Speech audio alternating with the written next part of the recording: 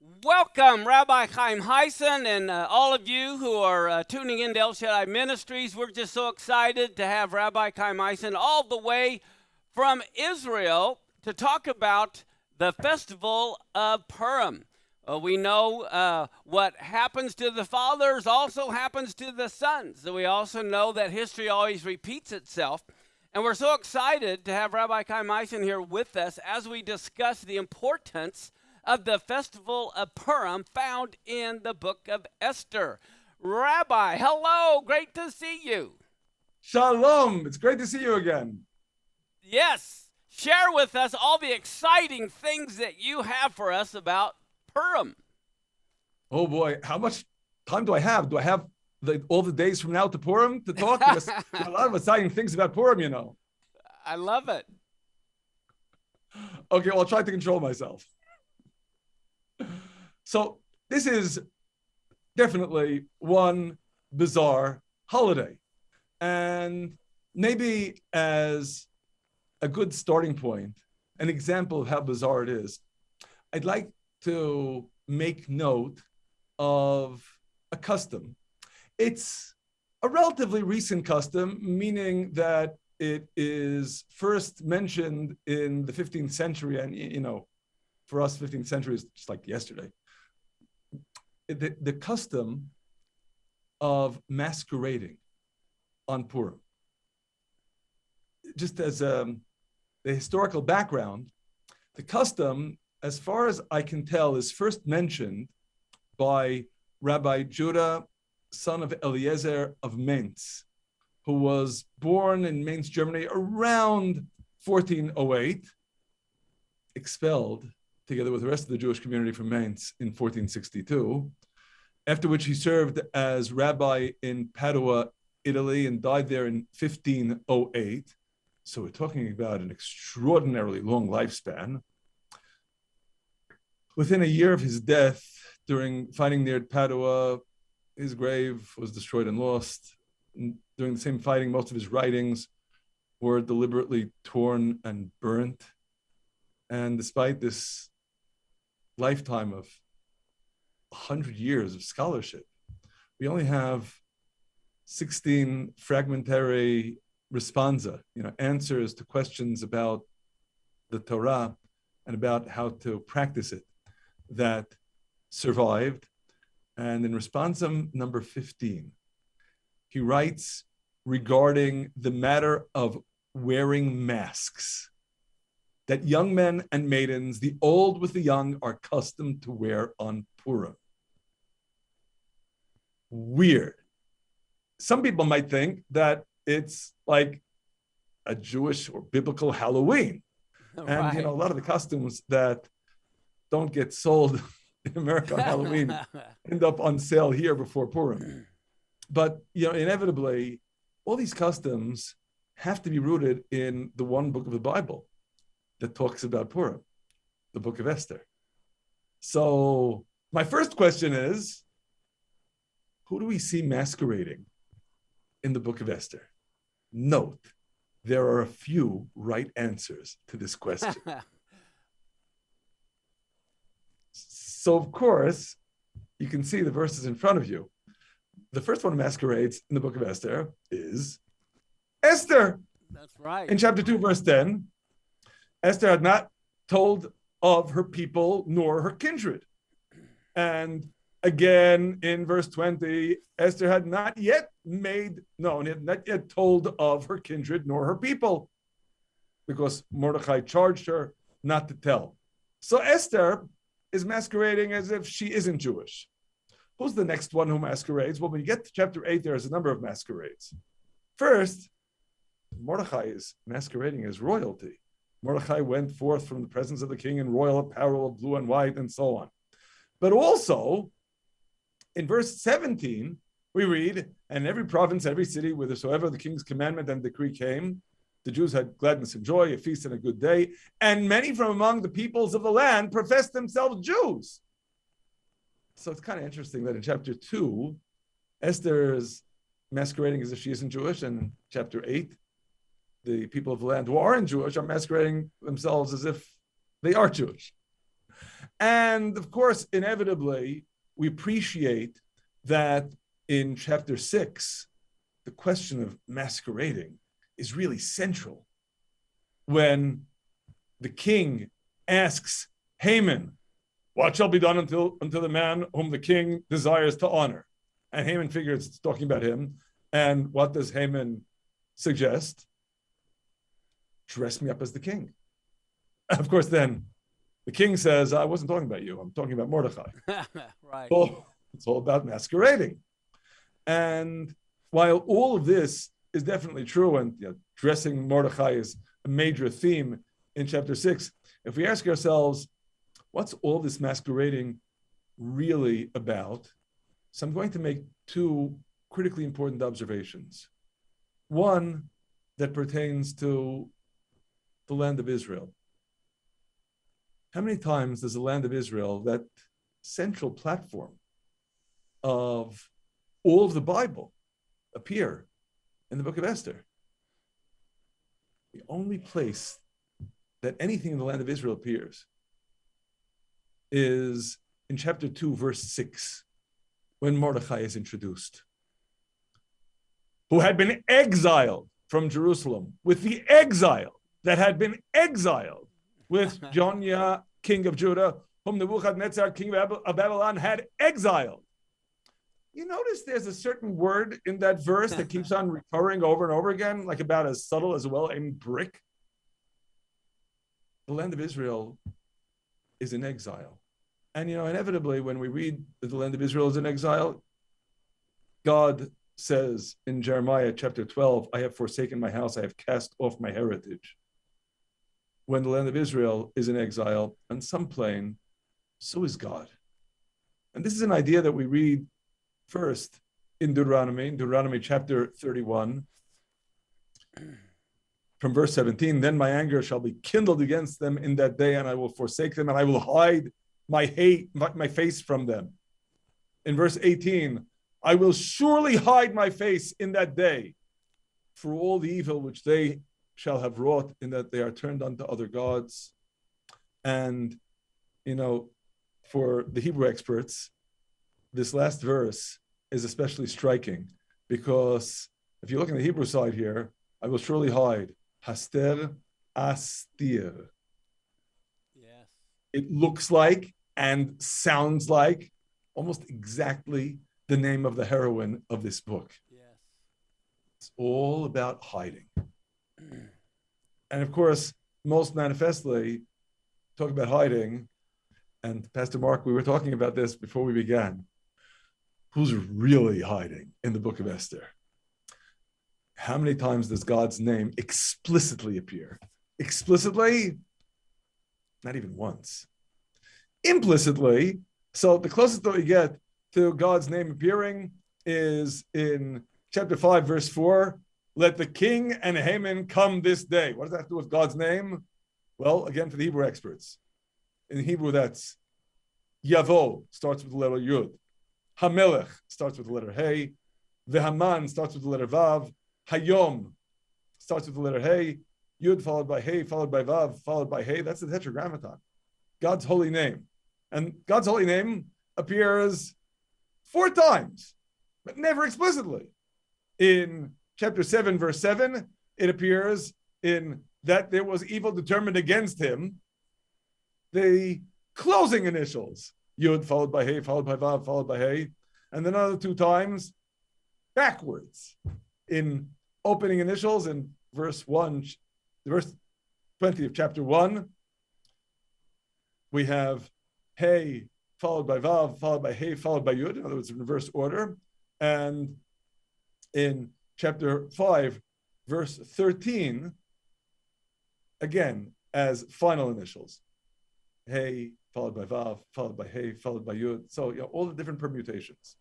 Front to back, back to front, beginning of the words, ends of the words. And what they all have in common is, it's not God's name explicitly anywhere. It's the only book of the Bible in which God's name doesn't appear. So what in the world is going on with this book in which God himself is masquerading? And while we might conclude from this that really the ranking of this book and the holiday that's based upon this book should be kind of flimsy, we have a tradition on Exodus, on Esther, chapter 9, verses 27 and 28, but especially 28, when we read these days of Purim, will be remembered and kept throughout every generation, every family, every province, and every city. And that these days of Purim will not pass, will not be revoked from among the Jews, nor the memorial of them cease from their seed. And we have an ancient tradition based upon this verse that even if all of the other biblical feasts are annulled in the future because they're remembrances of the Exodus from Egypt, and however great were the miracles in Egypt, they pale compared with the miracles of the redemption in the future. One holiday remains. This weird, bizarre holiday is forever. What's going on? So obviously we're going to have to analyze this story and try and figure out what's going on. But before, I have to start with a story. It's a true story. I experienced it when I was a college student at Columbia University, getting on close to half a century ago. It's a very different place in those days. And one of the required courses that all students had to take was music humanities. So of course there were a lot of professors who were teaching because it was for all the students. And I still very vividly remember the professor of the section that I had, a very dear elderly gentleman, Professor Christopher Hatch, ran the course in a manner that was, especially to my liking, it was a kind of like intellectual history of all Western music, of course, accompanied by selections to illustrate every stage of the development of Western music. And you know how the first class began, the very first selection that he played. I remember this vividly. I have to admit, I think I was the only Jew in the class. And he begins the course by playing a recording of a group of Yemenite Jews chanting one of the Psalms. Okay. Why? His explanation. Because all of Western music ultimately is based upon church music, the Gregorian chants. Yes. And the church music is based upon the music of the Levites in the Holy Temple in Jerusalem. Now, I have to admit, there's a weak link in this chain. How we got from the music of the Levites in the Holy Temple in Jerusalem to the way this group of Yemenite Jews was chanting one of the Psalms, I'm still not exactly sure. But we'll accept his judgment on that score. The reason I'm mentioning this is because I had a proposition for a corollary of this statement that Professor Christopher Hatch made. And that is, how did opera get started? Who got the idea of taking a story and essentially singing it, which is what opera is? And here's my proposition. You can take it or leave it. The root source of opera is the way every year we read the book of Esther. Because as I'm sure everyone who's ever been in a synagogue and has heard the way Jews read the Bible in the synagogue, no, we never read the Bible. We sing the Bible. It doesn't appear on the source sheets before us here because the font that I'm using doesn't support displaying them, but there are these little cantillation points that serve effectively as musical notes and tell us how to sing. And we always sing. And while we always sing everything in the Bible, the book of Esther is such a template for opera.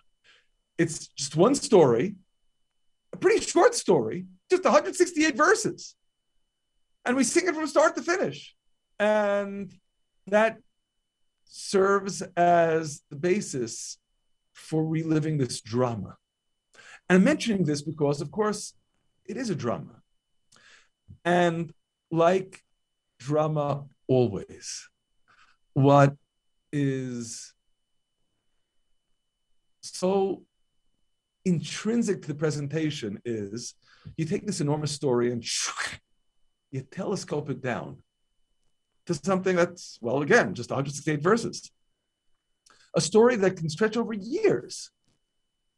And that brings me to an interesting point to consider about the book of Esther. How long is the story? Of what period of time does it unfold? Let's check. The first date that we get is in the third verse of the book of Esther. In the third year of King Ahasuerus' reign. Okay, so that gives us a starting point.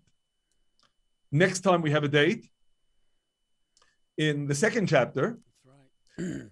Esther was taken under King Ahasuerus into his house royal in the 10th month, which is the month of Tebeth, in the 7th year of his reign. 4 years have elapsed. We aren't finished yet. In chapter 3, when Haman is casting lots in order to come up with a date of his final solution, we read in verse 7, in the first month, which is the month of Nisan, in the 12th month of King Ahasuerus. And that means 9 years have elapsed. But it's really more than that, because the casting of lots leads to the date, which is in the 12th month. In other words, roughly 10 years. 10 years is a long time. If we were living through a story unfolding over the course of 10 years, would we even have a sense that there's a coherent narrative taking place? Maybe the biggest challenge of all is being able to connect the dots and see that there's really a story unfolding here. And that brings me to an additional observation. And this additional observation is something that I think is critical, not just for the book of Esther. Truth of the matter is, I think it is at the root of the whole mentality of Western civilization. And I'm deliberately displaying here the verses from almost the end of Deuteronomy chapter 31, really in anticipating chapter 32, Moses' song. Because, if we take a bird's eye view of the difference between, generically, all Western religions and ideologies and Eastern ones. In the Far East, history is typically viewed as something cyclical. In the West, it's always something linear. It's heading in a well-defined direction from start to finish. And if we ask ourselves, where did that come from? My answer is, it came from Moses' song. That is, when we read in anticipation of this song, now therefore write you this song for you and teach it to the children of Israel, put it in their mouths, that this song may be a witness for me. And in verse 21, that this song shall testify before them as a witness. A witness to what? What's all of Moses' song about? There's a progression in history. And that progression in history advances toward some kind of utopian goal. That's an extraordinarily powerful message. And what makes it all the more powerful is you aren't in it just for the ride. God engages you, all of us, as junior partners. He gives us a charge to advance the world to that final goal that this whole long line of history is intended to advance. And in considering then that significance of history, and maybe more importantly, the significance of each and every one of us as playing a historical role. Let's take a look at the book of Esther. What, to my mind, is maybe one of the most tantalizing verses in the book of Esther is chapter 4, verse 14, which, when you take a step backward and look at it, is just an enigma. The context is Mordechai trying to convince Esther that despite her hesitation, she has got to go to the king unannounced right now, which is literally mortal danger, in order to plead on behalf of her people. And Mordechai says, for if you altogether hold your peace at this time, then will relief and deliverance arise to the Jews from another place.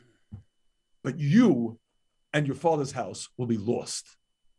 And who knows whether you are not come to royal estate for such a time as this? Question mark. And there's no answer. It's like a rhetorical question, but are we supposed to answer it? Who tells us what the answer is? Mordechai knows. How does he know? He knows because of Deuteronomy chapter 32. Things don't happen by accident. Right. There's a plan that's unfolding, and we're part of that plan. And maybe the most critical take home from this is, and just one of the choices that we've got. Because, on the one hand, obviously we can choose to align ourselves with God's plan, to do our utmost to advance the plan to its completion. And if we do that, then we're guaranteed to play a role in advancing God's plan to its ultimate goal. But there's another choice. We can also choose to oppose the plan. We can choose, if we so desire, to fight this plan tooth and nail. And you know what will happen then? We will advance the plan to its utmost conclusion, just as if we chose the other way. Because you know what that leads us to appreciate? We've been put into this world for a reason. And whatever it is that we choose to do, whatever choices we make, we will be significant. The choice we can't make is to be insignificant. We've got a role to play in the world. And as a result, Mordechai says, it's up to you. What role are you going to play? Because, if you say, so if it doesn't make a difference, because God's plan is going to be advanced one way or the other, so what do I have to choose right? I could also choose wrong. And while God's plan will be advanced one way or the other, first of all, if we make the wrong choices, God's plan will be advanced, but it may be a much, much more tortuous and torturous route. Second of all, if we choose to align ourselves with the plan, then as we strive to advance God's plan and succeed in doing so, we will also be advancing our own salvation. If we choose to oppose the plan, we'll still be advancing the plan. We'll just end up destroying ourselves. That's what Mordechai is saying. If you hold your peace, God has a plan. He definitely has a plan. He already made his promise. Israel isn't going to be destroyed. Relief and deliverance will arise to the Jews from another place. Who'll be destroyed? You'll be destroyed. You'll be lost. Because you had this opportunity. We all have an opportunity.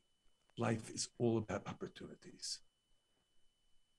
And if we don't rise to the occasion, the one who loses exclusively is we ourselves. And what this helps us to appreciate is there's this extraordinary drama unfolding in the world. And there's one master playwright. And the cast of characters equals every single human being in the whole world. As Hannah, mother of Samuel, expresses it in her song in Samuel 1, chapter 2, verse 3, the Lord is the Lord of knowledge, and by him actions are weighed. God knows all. And he's weighing all the choices that we make, all the actions in which we choose either to engage or not to engage. In a similar vein, Jeremiah chapter 32, great in counsel and mighty in work, whose eyes are open upon all the ways of the sons of men, to give everyone according to his ways and according to the fruit of his doings. On the one hand, God, so to speak, is just watching, whose eyes are open upon all the ways of the sons of men. But God is the one who's great in counsel and mighty in work. It's all coming from God.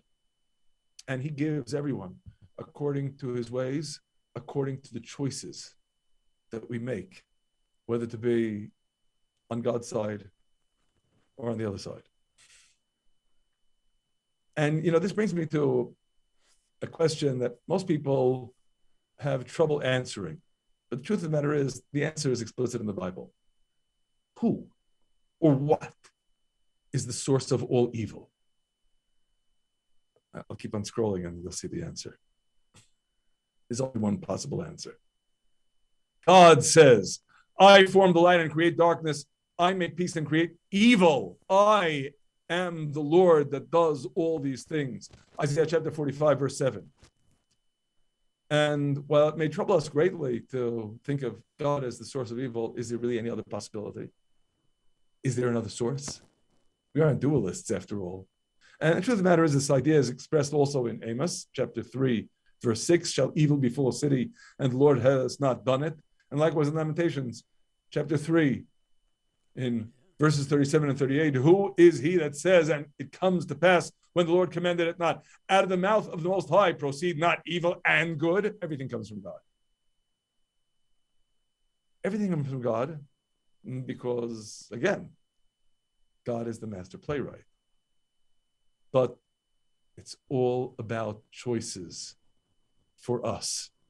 So when we read in Deuteronomy chapter 22, and I'm deliberately translating very literally here, in verse 8, when you build a new house, you shall make a parapet, a railing for the roof, that you not bring a liability of blood upon your house, if, literally, in the Hebrew, ki pol hanofel mimenu, if the falls from it. Now, most translations read, if any man falls from it, which makes a lot of sense because, hey, he hasn't fallen yet. But the actual Hebrew says, if the faller falls from it. So, first obvious question is, why is he called a faller when he still hasn't fallen? The more important question is, and if he has been designated as a faller already before having fallen, why make the railing? It's up to God.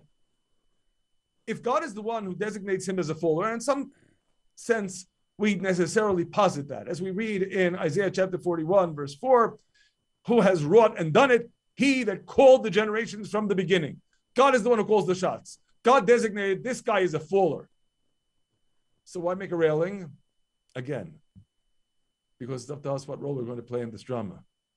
We have a saying in our tradition, God rolls merit into the world through meritorious people. He rolls good through good people. And he rolls liability into the world through liable people. He rolls bad through bad people. It's all up to us what role we're going to play in this unfolding drama. And perhaps this is the best way of translating an admittedly difficult verse to decipher. Proverbs chapter 26, verse 10, and the translation that I'm presenting here is literally from the Hebrew, as the Hebrew experts can all testify. Rav mecholel kol. Great is he who performs all. Well, we know who that is, don't we? V'socher ksil v'socher overim. And he hires the fool and he hires transgressors. You know why? Because he hires everyone. The cast of characters is the whole world. So God is the master playwright, and he's behind the scenes. And everyone in the world chooses what role are we going to play in this unfolding drama. Now, I'd like to return to this bizarre verse that we already noted, Esther chapter 5, verse 4. The verse that, if anything, comes closest to God's name in the book of Esther. Because he have opening initials, Yud followed by Hey, followed by Vav, followed by Hey, the tetragrammaton, God's holy name. And initials of what? Of let the king and Haman come this day. What kind of words are those for alluding to God's holy name? What's that supposed to mean? And of course, at this point, it should be clear the answer is that's exactly the point. Because while what we see with our flesh and blood eyes in this world is a king who is frankly nothing to write home about, and a viceroy who is evil incarnate coming to a wine banquet. Not exactly the most spiritually exalted or exalting scene. And that's alluding to God's name, because God's behind the scenes here.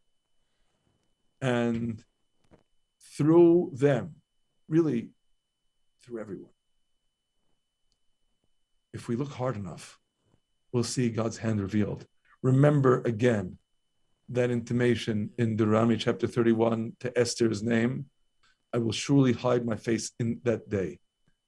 Haster, Astir, Esther, Esther, Esther.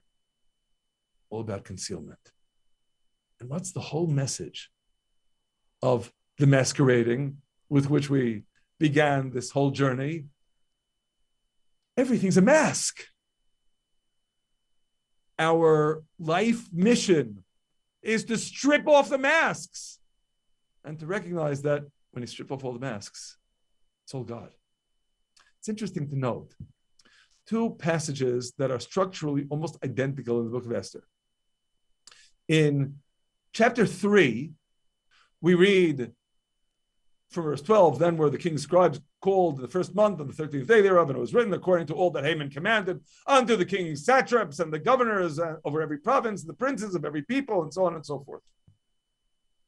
And in chapter 8, structurally, we read almost exactly the same thing.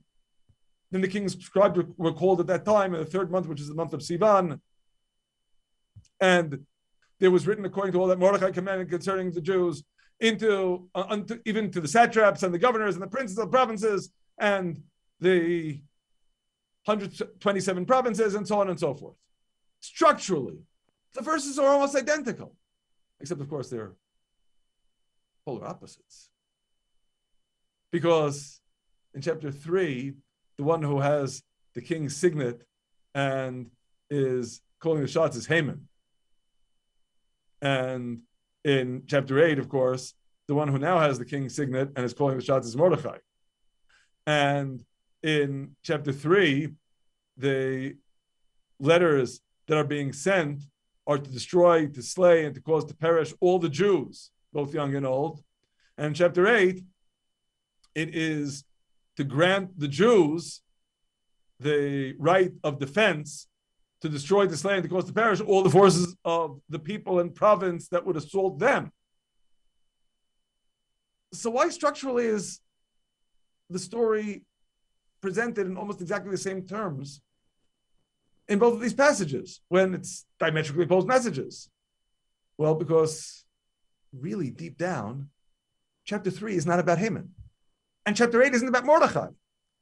Chapter 3 and chapter 8 are both about God. And there's the Haman stand-in in chapter 3, and there's the Mordechai stand-in in chapter 8. But it's all about God.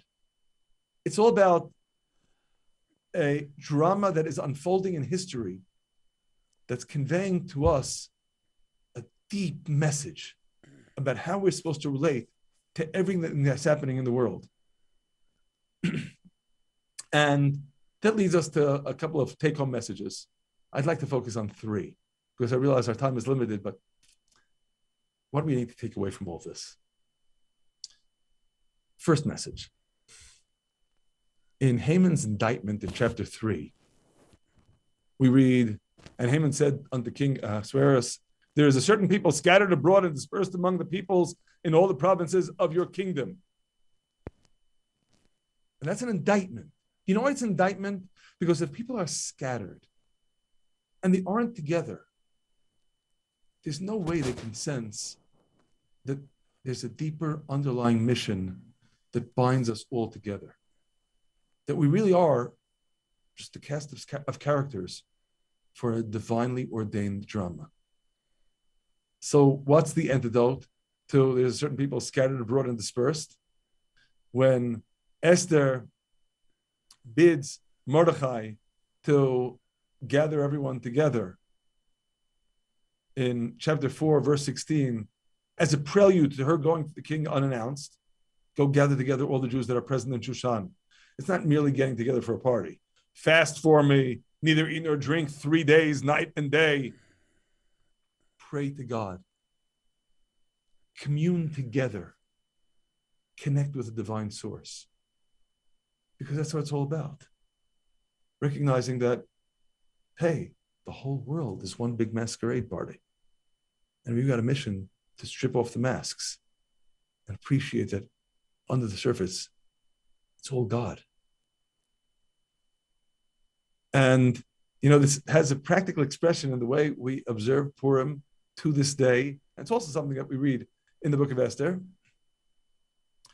Near the end of chapter 9, we read that Mordechai wrote all of these things with respect to the emergent holiday, to enjoin them that they should keep the 14th day of the month of Adar and the 15th day of the same yearly as the days wherein the Jews had rest from their enemies in the month which was turned unto them from sorrow to gladness and from mourning into a good day, that they should make them days of feasting and gladness and of sending portions to one another and gifts to the needy.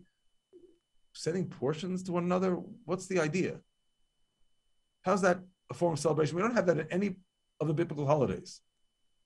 So why in Purim? And inevitably, if the problem is people aren't connecting with one another, we've got to connect. So, you know, have a big potluck dinner, connect. Sending portions one to another increases the camaraderie, increases the cohesion. We get all together and we appreciate that we're all on the same mission and we're all in the same cast of characters. And we're all, in one way or another, stand-ins for God. Now, granted, in the story of the book of Esther, it was just about getting the Jews together. We have a much, much broader, more cosmic mission. And if I may say so, Pastor Mark, you and I, right now, together, are exemplifying this. And, you know, we both are big fans of the prophet Zephaniah, chapter 3, verse 9. And I'm going to correct the translation here, as you well pointed out, that it's not, then I'll turn to the people as a pure language that they may call in the name of the Lord to serve him shoulder to shoulder, but one shoulder. We're all together. And that's a critically important mission, especially today. Because, you know, this is something that I always feel compelled to focus on as a problem.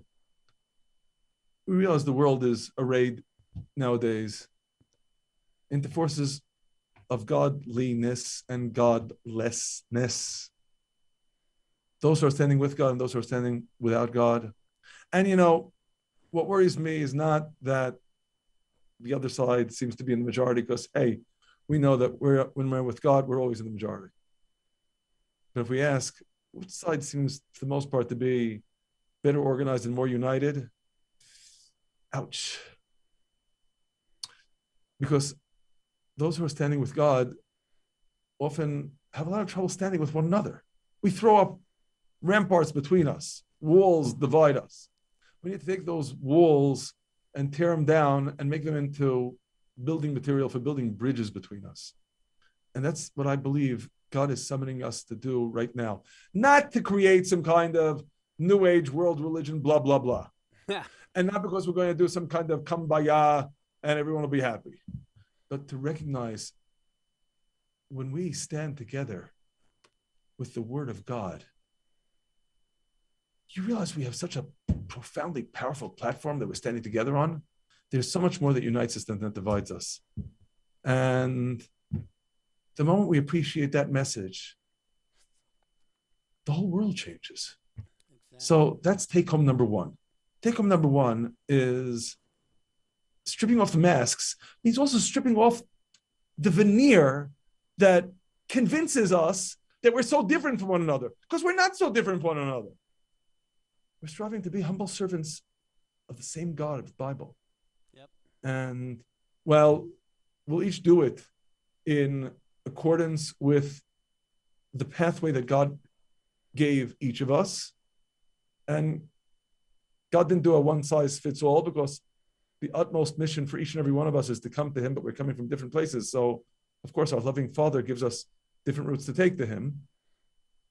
But we should at the very least recognize all these masks need to come off if we're going to be really connecting with our Father and establishing his kingdom on earth.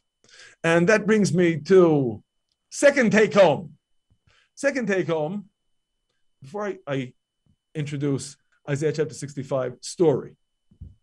A story of an elderly rabbi engrossed in his study, and all of a sudden he hears his young grandson wailing, crying. So, what's the matter? And the child says to him, I was playing hide and seek with my buddies. And it was when it was time for me to hide, no one came looking for me. And all of a sudden, the elderly grandfather has tears in his eyes also, and he says, isn't it the same with God? He's hiding and no one's looking for him. Exactly. Isaiah chapter 65. I availed myself to be sought, but they weren't asking. I availed myself to be found, but they weren't seeking. I said, here I am, but no one was looking. I spread out my hands all the day. And the take home here is we've got a mission to strip off the masks. Yeah. That is, the Hebrew word for world, olam, is really not the Hebrew word for world if we talk about biblical Hebrew. In biblical Hebrew, for all appearances, olam always means forever. It's in the next stratum of Hebrew, in the Hebrew of the Mishnah, of the compendiums of the oral tradition, that olam takes on this additional meaning of world. In Hebrew, we always have to look for the three-letter root. Yes. What's the three-letter root of olam? Alam, hidden, concealed. Well, forever, of course, is concealed, because you never see forever. You just see the here and now. You see the present. You don't see the unimaginable scope of past and future. But, when post-biblically we apply that same word to the world, it's the realization that, hey, it's not just the unimagined future that is hidden from view. It's this world itself that's hidden from view. We don't really see what's going on, do we? Because everything is masks. Everything is hiding. And we've got a mission to reveal what is so concealed. And in practice, what that means, we mentioned this verse before. I want to focus upon one critical word here. V'nahafoch. Things being turned upside down. At the beginning of chapter 9 of the book of Esther, the day that the enemies of the Jews hoped to have rule over them, it was turned upside down. That the Jews had rule over them that hated them. when you appreciate that everything is a mask, God's hiding and we need to reveal him, you realize that everything can be completely turned upside down. Yeah. And in this broken world that we inhabit, and boy, is it a broken world. I don't have to tell you what's going on now. What's going on in Europe today, in Ukraine. I just like this really grotesque deja vu. The sense that either we're living a nightmare again, or we never woke up in the middle. And maybe the whole thing is just one continuous nightmare. But we have to realize, we have to believe, it's all God in hiding. And the mission remains the same mission for us, to strip off the masks and realize we live in a realm of concealment, but ultimately it's all God. And that brings me to a third and critical take home. Before that, we need to appreciate a critical message in Psalm 90, verse 4. Things don't happen on our time scale. They happen on God's time scale. Yeah. 1,000 years in your sight are but as yesterday when it is past. But a message from the book of Esther, in particular from chapter 7. Now, remember the storyline in chapter 7 when in verse 5, the king says to Esther, "Who is this and where is he that presumes in his heart to do so, to annihilate your people?" And Esther said, "An adversary and an enemy, even this wicked Haman. Evil is unmasked." And what happens next? What happens next is really terrifying. And the king arose in his fury from the banquet of wine and went into the palace garden. So let's consider what's just happened here. Evil has been unmasked, and the king has skipped out. And Esther is left alone with Haman. So first of all, what are they supposed to talk about now? The weather?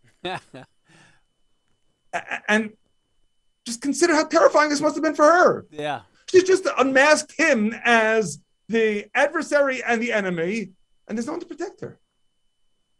Now, mind you, it only lasts a moment, because in verse 8, then the king returned out of the palace garden into the place of the banquet of wine, and Haman was fallen upon the couch whereon Esther was. Then said the king, "Will he even force the queen before me in the house?"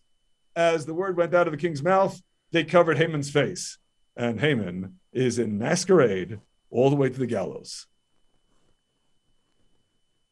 But for that brief moment, it must seem like an eternity for Esther. And, we have a tradition that whenever we read in the book of Esther, King Ahasuerus, then surprise, surprise, it's talking about King Ahasuerus. So that's pretty obvious, isn't it?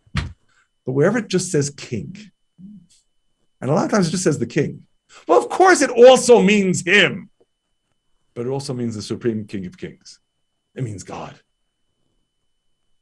So, the king disappeared the moment that evil was unmasked.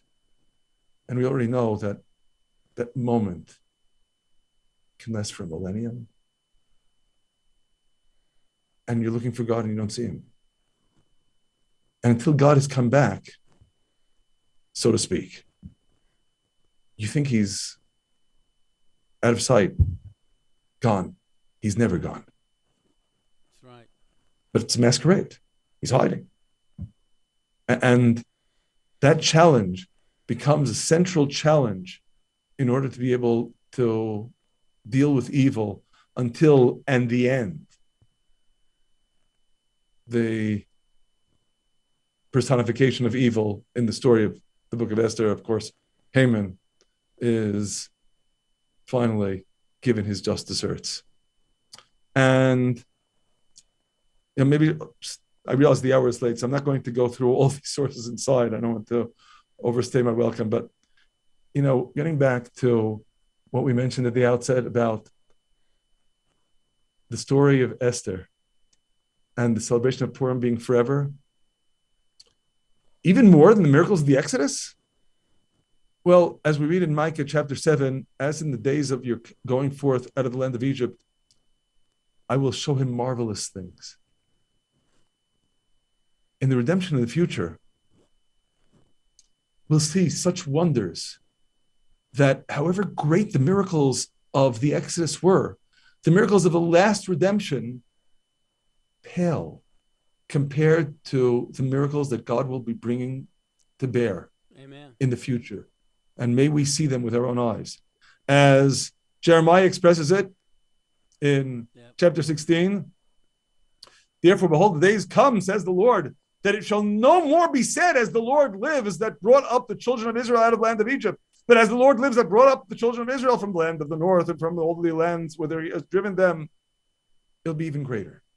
So, anything that is a commemoration of past miracles, okay, nice, but we've got bigger ones.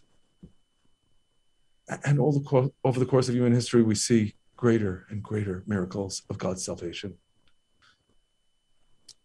But there's something about the story of Esther that goes way, way beyond any of that. And maybe it's well expressed for everyone, Jew and Gentile. In the words of Psalm 92, it is a good thing to give thanks unto the Lord and to sing praises unto your name, O Most High, to declare your loving kindness in the morning and your faithfulness in the night. There are two types of times in which we live. There are the mornings and there are nights. The mornings are when the sun is shining and everything is bright and clear, and we can declare God's loving kindness because we're experiencing God's loving kindness. And that's just great. But, there are other times. There are nights. We can't declare God's loving kindness because we don't feel it. When everything is dark, grim, bleak, you don't even see where you're going. And what sustains you then is your faithfulness, God, and declaring God's faithfulness in the nights. So all the festivals that celebrate the morning become eclipsed when there's a bigger morning. But Purim isn't about the morning. Purim is about the night. Remember, the land of Israel, Jerusalem, appears only once. Exile, exile, exile, exile. And God, we don't see the sun shining. We see a dark night in which God is hiding. And the whole message is that means we just have to look harder, because ultimately he's waiting for us. That game of hide and seek, we need to start seeking. Amen. And then we will find. And then we know, again, the story of Purim is forever, because we always have a message to learn from Purim. Those darkest of dark nights, if we look hard enough, we'll find God. And therefore, Purim will never cease. And the lesson that it will continue to teach us as we read it in Psalm 16 is, I have set the Lord always before me. Surely he is at my right hand. I shall not falter. Therefore, my heart is glad and my glory rejoices. My flesh also dwells in safety. That's the gladness. That's the joy. That's the celebration. Because when we internalize the message of Purim, the message of that one book of the Bible where God's name doesn't even appear, because it's summoning us, yank off the masks, and you'll see, because God was there the whole time. We just didn't notice. And then we notice. And therefore my heart is glad and my glory rejoices. Therefore we have a happy Purim. Purim Sameach, Pastor Mark. Well, thank you so much. Thank you so much for that. You know, one of the things that always amazed me is how history repeats itself. And here, Saul was told to kill the Amalekites and Agag. And yet, what do we find about 500 years later? Haman is a direct descendant of Agag, and Mordecai is a direct descendant of Saul. If he'd have done the job, we would never have had the whole concept of what happened. But, you know, I want to turn that on its head, apropos of Purim, because it's always turning things upside down. Of course. And make two observations. Number one, wow, what a blessing. Even if we mess up, exactly. Eventually God gives another chance. Exactly. And not only that, but this other chance gives us a revelation that is so much more sublime and ultimately so much greater than it would have been if Saul would have finished off the job. So, you know, of course, we don't know what would have been. Right. You know. Well, I'm reminded of where Mordecai told Esther, hey, if you don't do this, it still will take place, you know. And so there's always another option, even when we don't fulfill our role. But the other thing, too, is, to me, it's how the Jews were totally assimilated. You know, even I've heard it said that Mordecai is from the name Marduk and Esther from Mishtar, and they were hidden. No one even knew they were Jewish. And it's almost like today where a lot of the Jews have assimilated into the world rather than keeping themselves separate, you know, with the Torah and following Torah. Well, you know, this is an old story with respect to names. After all, Esther does have this additional Jewish name. Exactly, Hadassah, yes. But that's Esther, a mask. Exactly, Esther is a mask. Yes, it's all being hidden. But on the theme of second chances, this is something that really animates me on so many levels, because if I can say something that's really coming completely out of left field with respect to this discussion, but I don't think it's out of left field because I think it's really part of everything we've been talking about. You know, 2,000 years ago, something happened, and I don't think anyone in this world can possibly know what it was, but Judaism and Christianity diverged